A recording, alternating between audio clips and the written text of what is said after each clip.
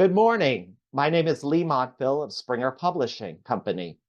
Thank you for joining us for today's webinar, Teaching Health Assessment, Moving Away from We've Always Done It This Way, with Kate Sustersick-Golick, Associate Professor of Clinical Nursing at The Ohio State University, Bernadette Mazurek-Melnick, VP of Health Promotion, University Chief Wellness Officer, Professor of Evidence-Based Practice, and Dean of the College of Nursing at The Ohio State University, and Alice Teal, Associate Clinical Professor and Director of Graduate Health and Wellness Programming at The Ohio State University.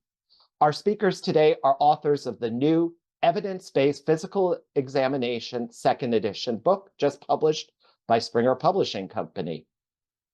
Before we get started, I wanted to mention that this webinar is being recorded, and if you miss any portion of the presentation, you can find the video on www.springerpub.com 5 to 7 business days post-event.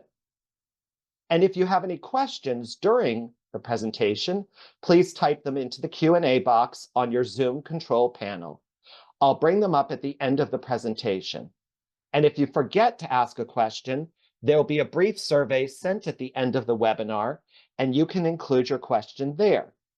And please stay tuned at the end of the webinar to learn more about Springer Publishing's exciting new online learning platform, Course Connect, that students will receive with purchase of the new edition of Evidence-Based Physical Examination 2nd edition. Now, without further ado, we will turn the time over to Kate, Bern, and Alice. Thank you, Lee.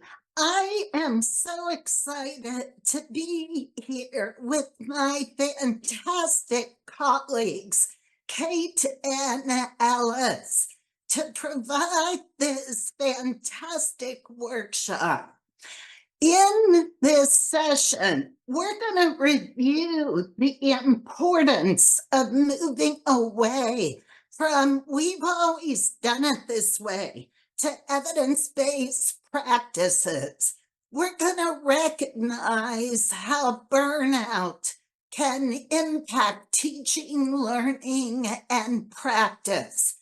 We'll also identify the most current evidence-based guidelines for assessment and look at some physical exam techniques commonly taught the evidence to include them in our practices.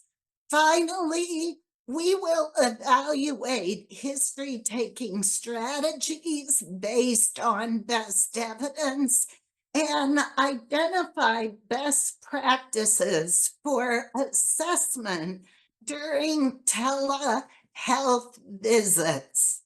So many of you know me and my work on evidence-based practice. I have been pounding the drum on EBP since the 90s. One of my dreams was by 2020, I would not have to go around the nation and globe still teaching workshops, delivering keynotes on evidence-based practice. But sadly, all of our latest national published studies show only about 40 to 50% of the care that is delivered at best is evidence-based. We have joked since the Bayless and Warren famous publication in the year 2000 that showed it takes 17 years on average for research to reach clinical practice. Well, there was a great study that came out by Kahn and colleagues in 2021 that actually showed We've reduced the research practice time gap by 2 years in 2 decades. At that rate, it's only going to take us 150 more years for best research to be rapidly translated into clinical practice. That is the definition of insanity. The gap between what we know and what we do is lethal. Same time as we speed the translation of research into clinical practice, we must begin to de-implement what is not evidence-based. Behavior change is what I call character building. It is tough. I recognize when we have been teaching things the way we've always done them, to now make a switch to make sure we are teaching the latest best practices to our students. I have long had a philosophy, and that is, in God we trust, but everybody else better bring data to the table. We didn't bring you here today to depress you with some of these statistics, but these statistics I'm going to talk about now seriously has to drive us as faculty, as practitioners, to take urgent action and to change the way we've always been teaching health assessment. Poor quality health care costs the United States billions of dollars every year.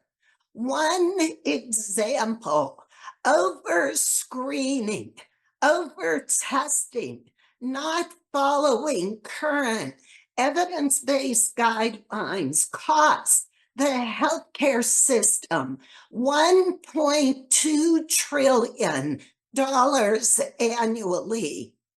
The cost of ordering unnecessary lab tests linked to annual exams for adults in the United States is more than $300 million annually. Just think what else we could be doing with those significant dollars. Then, if we take a look at medical errors in our country, it should scare all of us. On average, as many as 1 in 4 hospital patients will experience some type of medical error. It's hard to believe, but medical errors are the 3rd leading cause of death after heart disease and cancer. 250 to 400,000 people die every year from preventable medical errors. Many of those errors conducted by well-meaning, caring people who aren't following the best evidence-based practices and or who may just be very burnt out. We know burnout now is impacting 50 to 70% of the healthcare workforce. I'll never forget the day when I saw this headline. It talked about The United States, being the worst Western world country to deliver a baby in, 700 mothers die every year in childbirth, in large part because clinicians are not following the best evidence-based guidelines for complications such as maternal hypertension and hemorrhage. I personally almost lost our youngest daughter, Kaylin, in Australia when she was about 10 years of age due to non-evidence-based healthcare. If I wouldn't have been a strong advocate, closely advocating for simple, non-expensive tests that would have diagnosed her early appendicitis, Kaylin would have died. She almost died from a ruptured appendix, peritonitis, pelvic sepsis.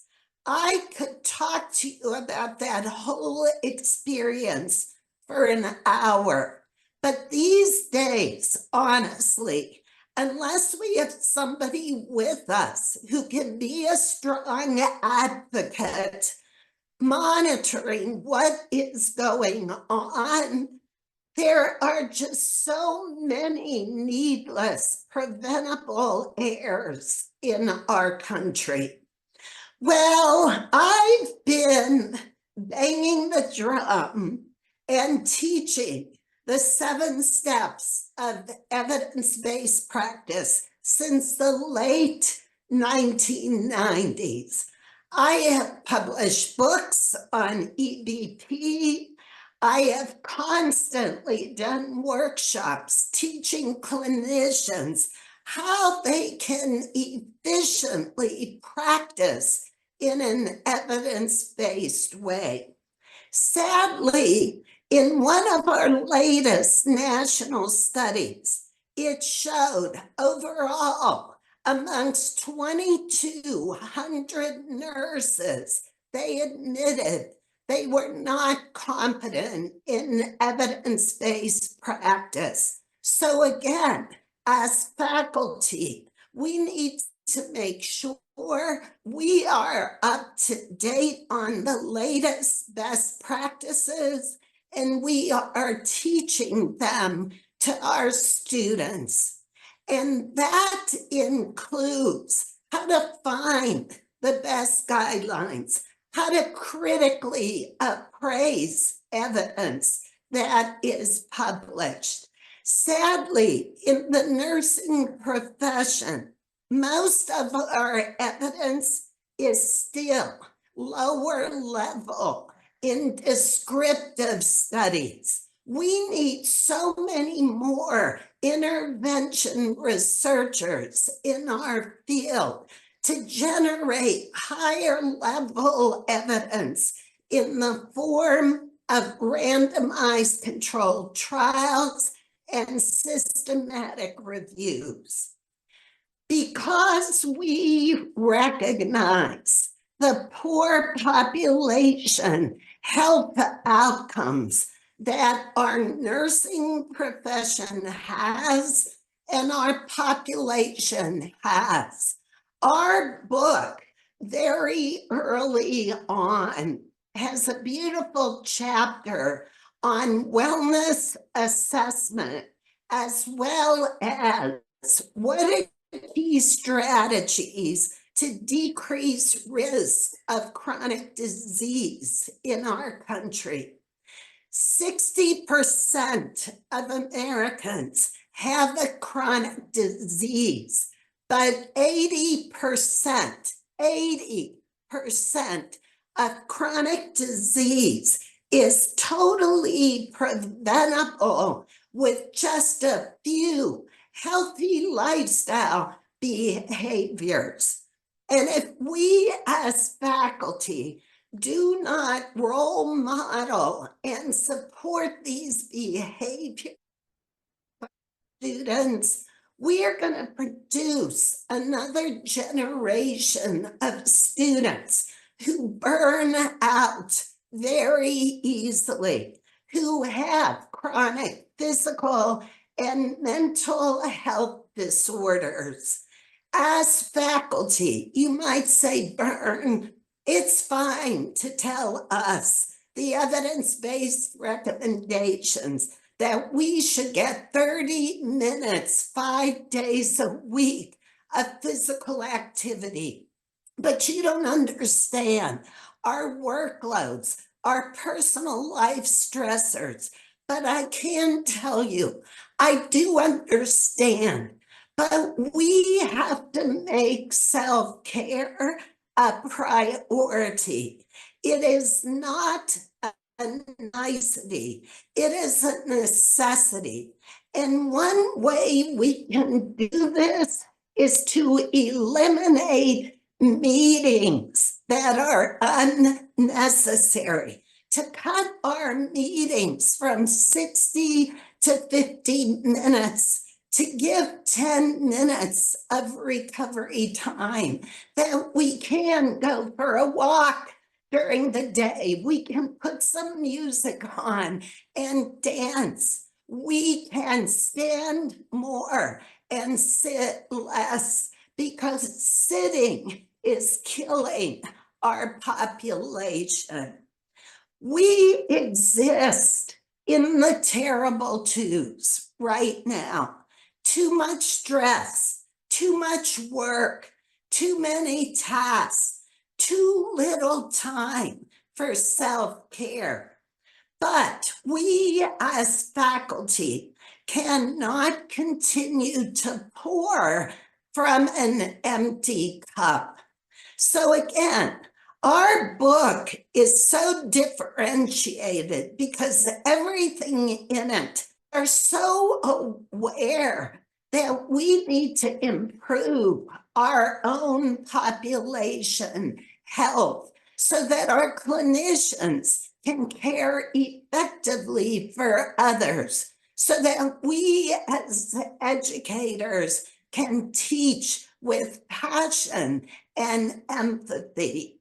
And for our students, our nursing students, and this is supported by national studies, they experience higher levels of stress, anxiety, and depression than any other major out there. We are at high risk for suicide. Teaching great self-care and well-being can't be a nicety either. It has got to be integrated throughout our curriculum. But here's the character builder. The only people who like change are babies with wet diapers. As a longtime educator, I empathize. It's tough to change syllabi, how we teach, after teaching the same way for many, many years. But I am calling on all of you today. Take urgent action. Get rid of the sacred cow. That's the way we've done it for years. And at the very least, pick up our evidence-based health assessment text and compare it to the others you use, because I think you will absolutely see the unique differences, everything that's based on current best evidence, a great tool for you and your students. So with that, I'm going to turn it over to my wonderful colleague, Dr. Kate Golick. Thank you so much, Dr. Melnick, and I am excited to bring you to this part of the presentation where we're going to be talking through and highlighting just a couple of the physical exam techniques that we've included in our book, but that I think are somewhat of a hot topics. So next slide, please. All right, so specifically, what are the evidence surrounding and or refuting some of these assessment techniques that we're currently teaching our students and that we're using in practice? Okay, so as we move through these, I just want everyone to keep a couple things in mind. So when we looked at a lot of these assessment techniques and did a very thorough evidence review of them, we want you to keep in mind a couple things. So one, rater experience and training can have a major impact on reliability. So we have to remember that aspect of this. A lot of these studies are very, very old. They were done a long time ago. As we moved into the era of more imaging, a lot of these studies that were done on physical exam techniques kind of went to the wayside. So if anyone is looking for areas, of research, this is a great topic to go into because, again, the results of a lot of these studies that we looked at they were very low quality, small sample sizes, to those types of things. A lot of these tests, when we look specifically at our special tests, so musculoskeletal, abdomen, we know that accuracy is improved when we have a combination of tests together. And then just the context and the quality of the exam are still so key. We don't want to get rid of the physical exam. There's still a lot there. But just think about from the patient perspective, just even putting our hands on people, there's a very positive therapeutic effect that we know patients have. So it's very, very important that, this element is still there. In addition, studies have shown too that patients actually have greater confidence in their providers when they're given an exam. So this is something that we really want to emphasize. So as you start doing your OSCEs, the first thing that we have on our OSCEs is, provider washes hands, right? Well, in addition, you need to start telling them too to clean their stethoscope. What we know and what the literature shows us very strongly is that our stethoscopes are contaminated with the same pathogens as clinician hands. This is not out there. This isn't something that, we're seeing clinicians do on a regular basis. So this is something where we really have an opportunity as educators of advanced practice nurses, nursing students, to do this immediately. So the next thing also to consider is with our vital signs. So two really big things now coming out as well. We have always said the average body temperature is 98.6, and then it has this normal range. But what we're not, and what we haven't really been telling our students is that patients actually have a normal range. They have a normal body temperature, and oftentimes it is not 98.6. So what the key takeaway with this is that we need to be personalizing temperature almost just like we do with blood pressure, and we need to be monitoring that over time. The problem with this is that if we're assuming that 98.6 is the normal temperature for everyone, we are missing potential, serious fevers and things like that for those individuals who actually just run a low normal temperature. So this is something we need to be educating our students about. Pulse oximetry is also another, and the companies have gotten better with this, but we know that when there are darker skin tones, they are not picking up the pulse oximetry. It's having actually higher readings and higher ratings, higher levels. So again, we're potentially missing a lot of this disease like a pneumonia or, things like that because it's not reading the pulse ox the way that it should. All right, so what is the evidence on some of these? Okay, so first let's talk about the use of fundoscopy in the primary care setting. So this is something that we teach all of our students during assessment. And even, I think we can all remember that being a student and you go to look in the eye and then you're like, what? I'm not seeing anything. And you expect to see this perfect little round picture of what you see in your books. It has the macula and the optic nerve, but, as we all know, you actually end up seeing a very, very small field of view when that eye is undilated, even if we have that high magnification. So we know that even when experts complete this exam, undilated, it's difficult for them. And obviously there's risks for dilating the eye, especially in a primary care setting. So that's not something we're going to be teaching our students or want to do.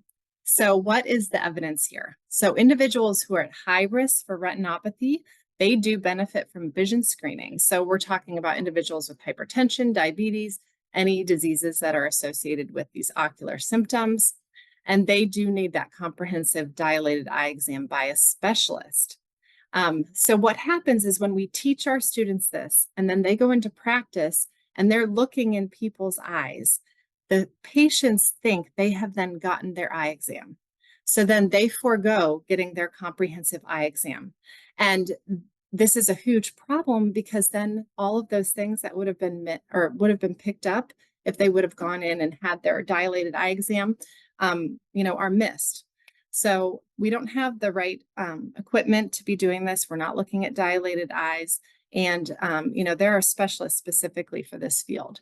So in the primary care setting and for the purpose of our students, we probably just need to stop doing this and teaching this. They obviously need to be familiar. They're still going to be doing, the cranial nerves with those, but it's very, very important that they understand that they still need to forego that just simply because then our patients don't have the misunderstanding that they don't need an eye exam that year from a specialist.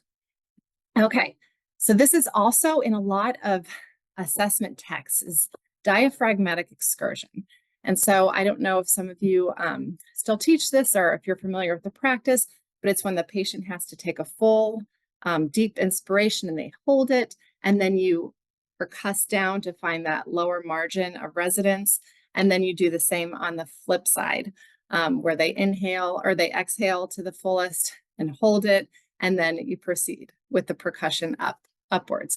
Well, this is actually, there were two studies that we found on this. One was done in 1981 and one was done in 1982. And both of those studies came to the conclusion that this should not be used in practice. So, here we are, this is still in other textbooks that this is here, and we should use this. It has very poor inter-rater reliability. The correlation coefficient is very, very low, so why are we, still teaching this? So again, because we always done it that way, is what we're trying to move away from. So you can eliminate this as well. So this is something that is evidence-based. So the assessment of jugular venous pressure. So this is something that, actually can indicate and be a sign of heart failure. So if visual pulsations are not seen in the neck, the JPV is likely normal. And what we want to do is lower the head of the bed until the pulsation is visualized to ensure that the pressure is not so high that it cannot be visualized. It needs to be done at a 45-degree angle, or the patient can be in a seated position. And that visual pulsation is consistent if there's a CVP above 10 centimeters of mercury, so an elevated right heart pressure. So this is, something that we absolutely need to be teaching our students that we can do, and that can be very helpful as far as the cardiac assessment. Okay, so what about bell sounds? I know that we all love bell sounds, but I want you to really think about three things. So why do we listen to them? What evidence is there supporting them? And then what is the evidence on pathological variations that we see with bell sounds? Okay, so we know that, generally they've been thought to provide information about bowel motility, bowel function, and some current resources state that they should occur anywhere between 5 and 34 times per minute and are often described as these high gurgling noises, but think about this frequency range, right? This is a very large frequency range, and it makes it harder to identify and classify both hypoactive and hyperactive bowel sounds. And in addition to that, we don't know what that patient's baseline is. But more importantly, there is currently no evidence saying there is a normal range, so let's think about, why we listen to them then, right? Like many of us are performing them during every abdominal exam, but again, what information is it giving you? And from an evidence standpoint, you have to think, what evidence is there that this assessment makes a positive difference in my patient's care, right? And there's no evidence that bowel sounds are diagnostic to any condition, right? So many of the studies available that discuss bowel sounds specifically look at their clinical utility for two different areas. So in those patients with suspected bowel obstruction and in patients who've undergone some kind of abdominal surgery, so you're looking for that return of the gastric motility.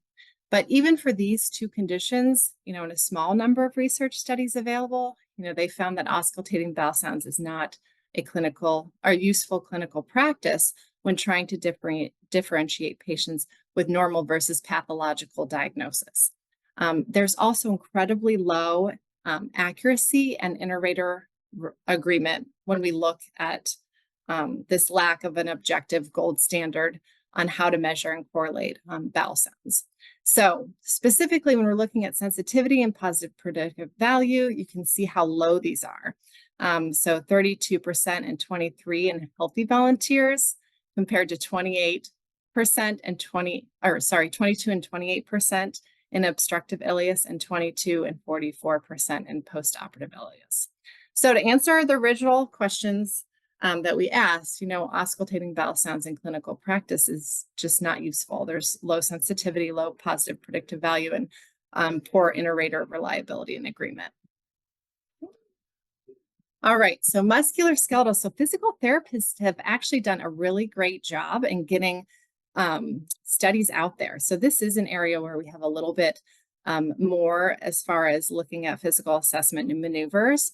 But there are still a very wide variety of tests we know. But what we do know, and I mentioned this before, is it's very rare for one test alone to confirm or to rule out conditions. So it's much more useful to use several of the tests together, and that will increase specificity and sensitivity for that. All right, so what about breast, pelvic, and prostate exams? So are we going to teach them? Yes, absolutely, right? But we need to teach them with the understanding that these are no longer done for screening purposes. Screening purposes for any of these exams that's not supported by the evidence. We need to follow those latest guidelines on that. There are and can be very significant benefits and drawbacks to these, which we'll talk through in just a minute. But we need our students to know how to do them for those patients who come in who have concerns related to the body system. So first, let's talk about the breast exam. So research really has not shown a clear benefit of regular physical breast exams done either by the clinician or by women themselves, so self-breast exams. And there's little evidence that these tests help find breast cancer early when women also get screening mammograms. So most often when women are coming in because of symptoms like a lump that they've found, it's actually not discovered typically through self-breast exam. It's discovered through some of the normal activities that they've been doing, like bathing, or dressing, and they notice something. But regardless, women should be familiar with their breasts, how they look normally and how they feel normally, and report those to a clinician. Women who are considered high risk still need to be offered those clinical breast exams as well. As far as our bimanual pelvic exams, these also have very poor sensitivity and inter-examiner reliability. So studies that have done where they have reported clinician findings with ultrasound, transvaginal ultrasound, there's a great disagreement there between those findings. So there's a positive predictive value of an abnormal pelvic exam. It's only 1%. And USPSTF, the recommendation is an I for asymptomatic, non-pregnant adult women who are not at an increased risk for any type of gynecological condition. So, in conclusion, in a health maintenance exam, we can't justify that just for health maintenance and to screen for ovarian cancers. As far as, the harms of doing these types of exams and tests, we have to understand that, this is very vulnerable. This makes women feel very vulnerable, right? Our patients feel vulnerable. They're, in these positions. There's a lot of fear and anxiety associated with it. It can often be triggering or, cause traumatization for our sexual trauma survivors. And then we also have to think about the false positive results, right? So that leads to unnecessary treatments, unnecessary costs. So we do need to always teach our students how to do these in case a woman comes in with symptoms. But we need to make sure we're doing a couple things. They need to be asking patients for consent to do this, and always, always, always offering a chaperone if that's not a given already. They need to be performed when indicated based on a medical history and symptoms, and they should not be done routinely or to receive their birth control. And we also know, based on it is relatively limited as far as potential benefits and harms, but the decision should be mutual. So we really need to make sure that the provider and the patient agree that this is what needs to be done. All right. And then another thing just to consider is that we can teach other positions when we're teaching how to do pelvic exams. So we don't always have to have our patients in the stirrups, right? There's studies that have been done that we can still get the same quality of PAP results, that women actually feel less vulnerable and report less discomfort when we don't put them into the stirrups, and we can use many alternative positions to get the same result. So just something else to kind of consider as we teach our students. And then the last thing is we really want to make sure that we're not doing the physical exam just for reimbursement, right? And that's something that I know we need to work with insurance companies, with hospital policies and everything along those lines. But this was a great quote from an article that was published in JAMA in 2022. Tradition and reimbursement-based work, such as certain elements of routine physical examinations addressing asymptomatic body parts and organ systems, may be candidates for de-adoption. So we shouldn't just be checking boxes to check boxes, right? What we want is to teach our students to do meaningful exams that are focused. So we have time to do the things that we all know we only have 15 minutes, sometimes less than that. There are so many other things that we could be doing besides checking the boxes that we need. Okay, and I am going to hand it over to Dr. Teal. Thank you so much. I appreciate that. So Dr. Milnick presented our why for being evidence-based, and Dr. Golick has presented some evidence about what we teach regarding physical exam. And so now we want you to consider, what do we teach about history taking and wellness exams? So first, let's look at what is the evidence for well exams. There is absolutely a difference based on age. So routine well child checks are evidence-based. Very important that we have routine well child exams to assess wellness, monitor growth and development, provide anticipatory guidance. For adults, however, routine physical exams are not supported by evidence. So for the person who presents for an annual exam or a routine well exam, the key is really individualizing the assessment, or teaching our students to individualize assessments based on risk factors, concerns, patient and family history. So next slide, yeah. So specifically related to sports pre-participation physicals, that there is not, the evidence is show, how do we say this? There has not been evidence to show that routine sports physicals are effective at decreasing risk of sudden cardiac death during sports in athletes. Instead, the evidence recommends a comprehensive sports exam every 2 to 3 years with annual focused history updates in the intervening years. However, state policies have to be followed, and that's usually what's dictating the frequency of exams. The majority of athletes who have sudden cardiac death have no reported warning signs during physicals, more than 80%. So it's really important to follow guidelines related to family history, looking for symptoms. And in addition, to make really good use of these sports physicals, it's important that we do mental health assessments, and that athletes have privacy related to that, which allows clinician time to offer anticipatory guidance and additional resources. And we'll look specifically in just a moment at those mental health assessments. We do want to mention, however, that female athletes do have additional risks. They have risk for syndromes that occur when energy expenditures are disproportionately high, especially related to caloric intake, things like female athlete triad, relative energy deficiency in sports, and those can be really difficult to detect until they've progressed to really serious clinical concerns. And so we want to be sure that we teach our students to assess nutritional history and a history for significant weight loss in athletes. Female athletes are also more at risk for ACL tears. We have few assessments really to predict ACL tears, but we do have a drop box test that does show 78% sensitivity. So to do that, the athlete jumps from a step, immediately performing a maximal vertical jump.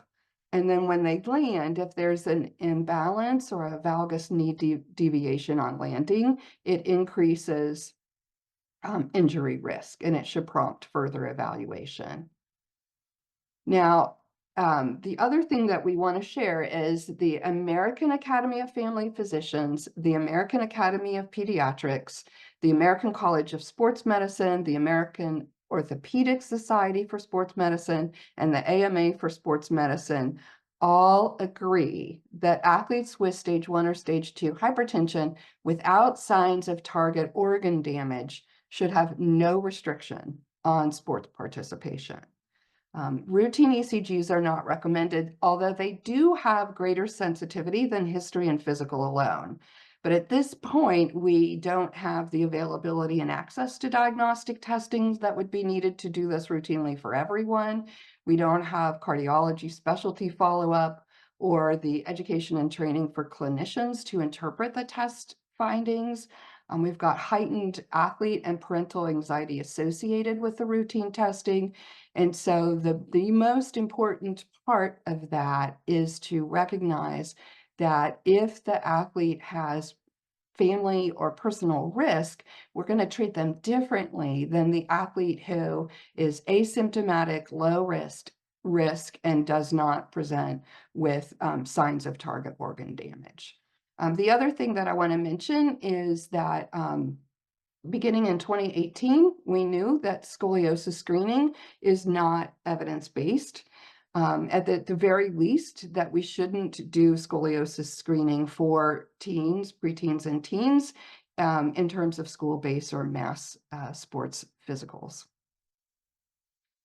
Regarding, I know that Dr. Melnick talked earlier about the burden of unnecessary testing. We wanted to bring that up again here because a lot of times that's when we see people, right, for well exams prior to surgery.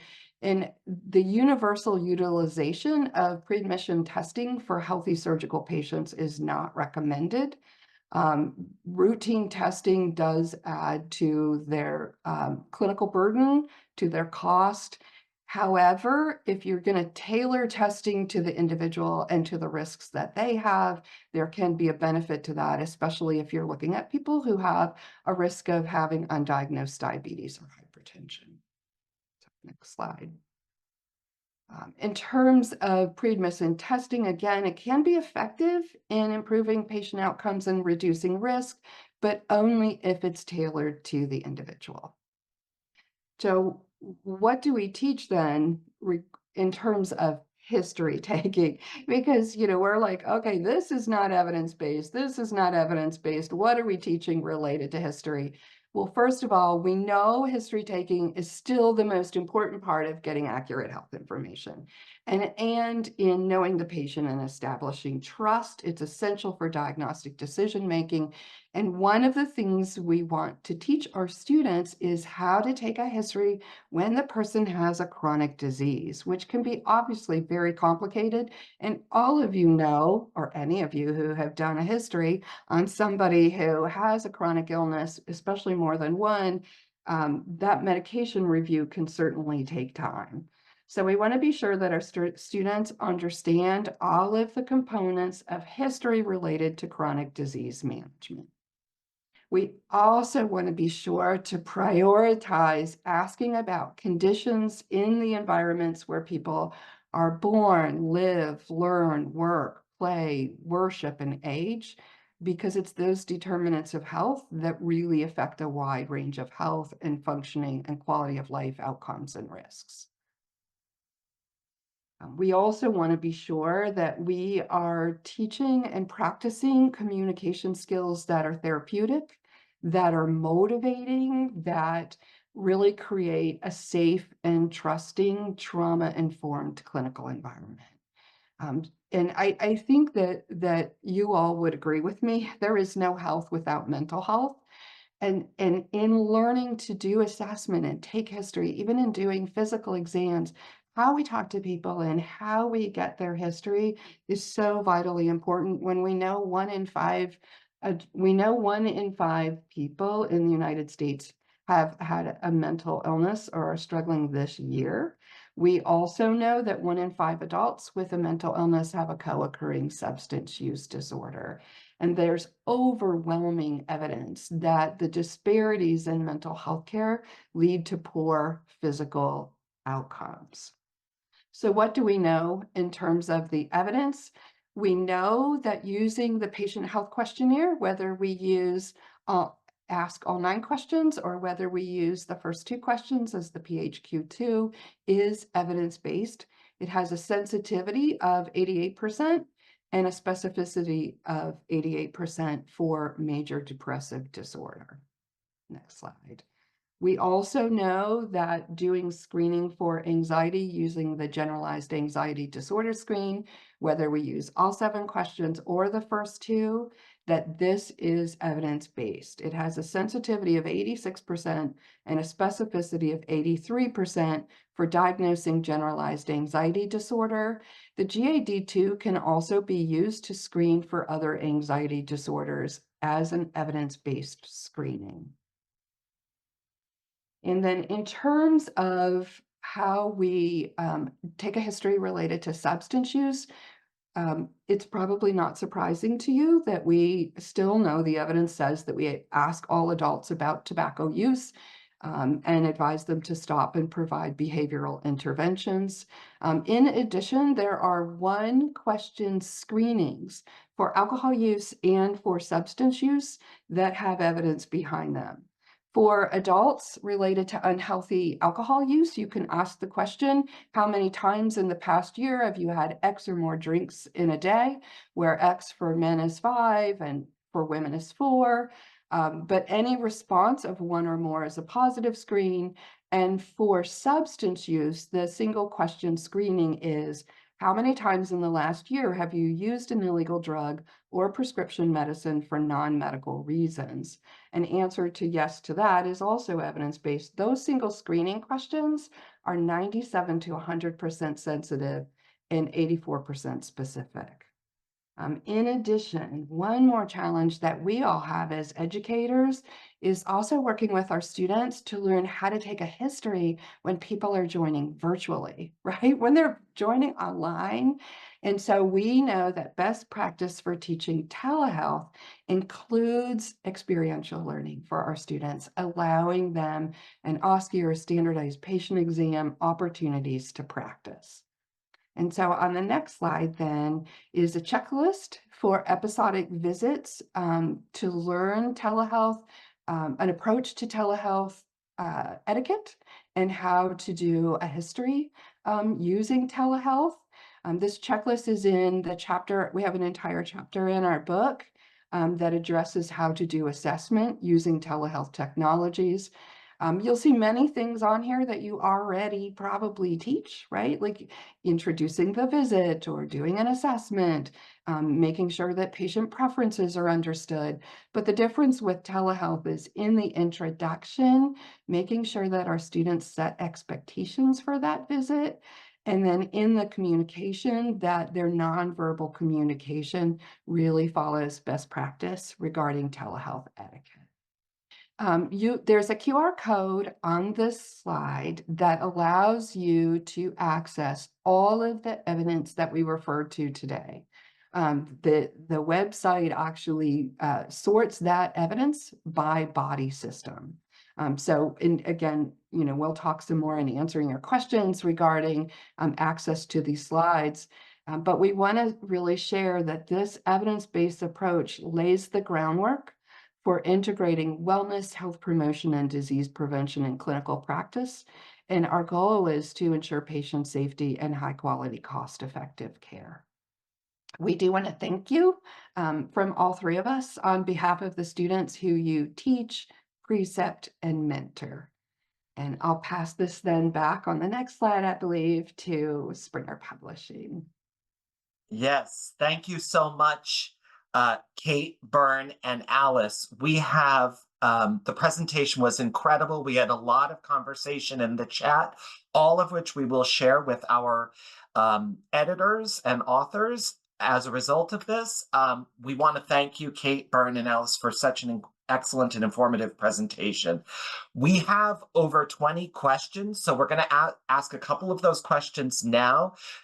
And we will follow up with the authors after this and get back to you regarding any questions that are not answered. Just a reminder, if you have any additional questions, please feel free to put them in the question box. And as a reminder, we will be sharing the presentation with you all within 5 to 7 business days. The first question several people had was a general question around, is your book geared towards undergrad or grad students? I can take that one. So this text was really designed pretty much for any level. We do go into advanced assessment techniques, so you should be able, it should cross levels. It would just sometimes be, if they weren't at the advanced assessment level, that you might not have them read certain sections of the book. But yeah, great question. And just to add to that, please stay tuned as I'm going to tell people about our new Course Connect at the end of this presentation. So thank you for that. The next question we had is from Margaret. What do you ensure that that this gets to the developer of the NCLEX and advanced practice certification exams and gets to the clinicians currently in practice? This reminds me of how long it took to get the dorsogluteal IM site out of clinical practice. And this is from Kate's portion of the presentation. So this is a question that we get actually quite a bit. And again, I think this is going to take time, so like Byrne said, our evidence to practice standard is quite long.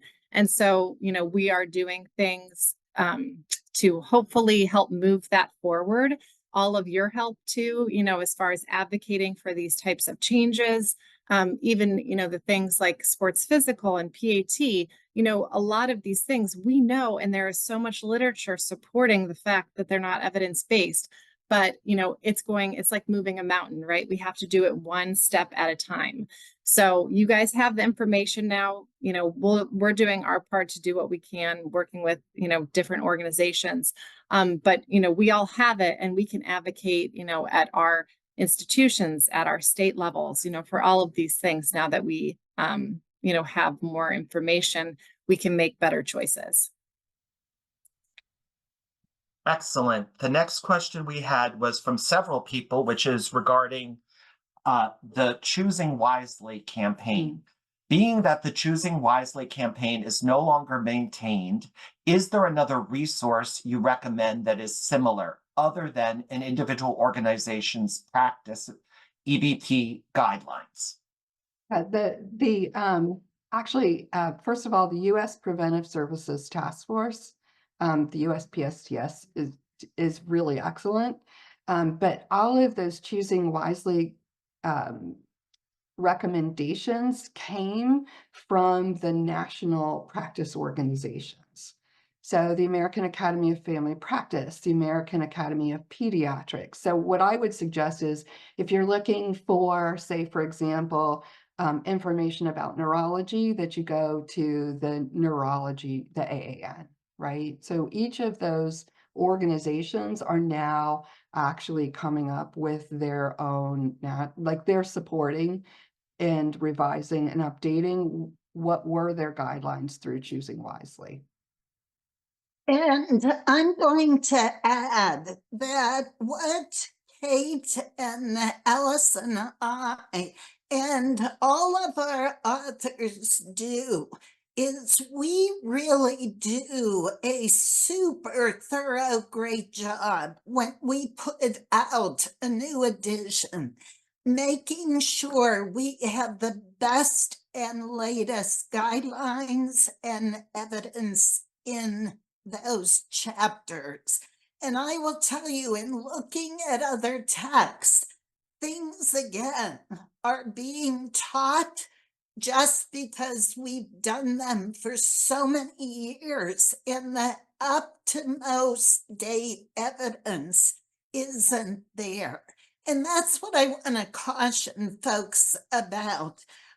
Kate walked into my office one day and said, "Bern, you bang the drum for EBP all the time, but our assessment texts are so out of date with best practices." So I said, "Kate, then what do we want to do about that?"